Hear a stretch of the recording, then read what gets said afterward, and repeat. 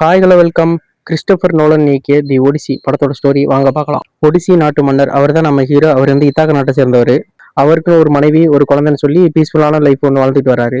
அந்த டைம்ல பாத்தீங்கன்னா பக்கத்து நாட்டு மன்னர் பார்த்து இவர்கிட்ட தேடி வந்து ஒரு உதவி ஒன்று கேட்கிறாரு. ட்ராய் அப்படிங்கிற ஒரு நாட்டை வந்து போர் தொடுக்க போகணும், அதுக்கு நீ தான் வந்து ஹெல்ப் பண்ணணும் அப்படின்னு சொல்லிட்டு இந்த நாட்டு மன்னர் உதவி கேட்கிறாரு. அந்த நாட்டுக்கு எதுக்கு போர் தொடுக்க போறாங்கன்னா, அந்த பக்கத்து நாட்டு மன்னர் இருக்கார்ல, அவரோட ஒய்ஃபை பார்த்தீங்கன்னா ட்ராய் நாட்டு இளவரசர் அழைச்சிட்டு போயிடுவாரு. இப்போ அந்த ட்ராய் நாட்டை வீழ்த்தி மனைவியை கூட்டிட்டு வரணும் அப்படிங்கிறதுக்காக அந்த பக்கத்து நாட்டு மன்னர் இந்த ஒடிசி மன்னர்கிட்ட ஹெல்ப் கேட்கிறாரு.